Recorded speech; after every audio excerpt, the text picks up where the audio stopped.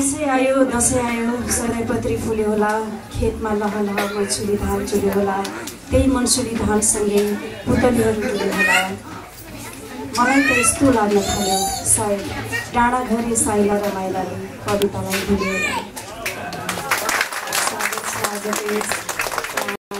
दसैँको कार्यक्रममा तपाईँलाई विजयादशमी र दीपावलीको धेरै धेरै शुभकामना दिन चाहन्छु। आजको यस जर्मनको कार्यक्रममा तपाईँहरूसँग सँगै मिलेर गाउने नाच्ने अवसर प्रदान गर्नुभएकोमा हाम्रो लव थापाज्यू र तारा थापाज्यूलाई धेरै धेरै धन्यवाद दिन चाहन्छु। उहाँहरूको प्रयासले गर्दा आज म चाहिँ युरोपमा छु र जर्मनमा तपाईँहरूसँग कार्यक्रम गरिरहेको छु। म धेरै खुसी लागिरहेछ। ताराजी र लवजीलाई भेट्ने मेरो धेरै ठुलो चाहना थियो। आज आएर पुरा भएको छ।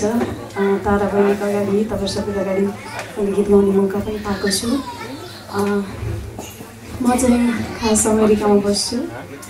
5 वर्ष भयो अमेरिकामा बसेको। म त्यहीँबाट मैले एउटा गीत एल्बम निकालेको छु 30 को एल्बम। यहाँले मेरो गीत युट्युबमा हेर्न सक्नुहुनेछ। खास गरी म लोकगीत आधुनिक गीत सबै गीत गाउँछु। तपाईँहरूलाई आज सुरुमा केही आधुनिक गीतहरू म सुनाउन चाहन्छु।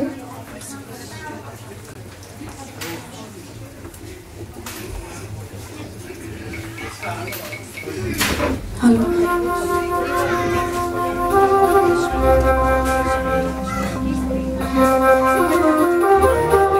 यो एउटा पुरानो एकदम परालको आगो मुभीबाट नेपाली फिल्मबाट यो गीत तपाईँहरूको लागि के छ।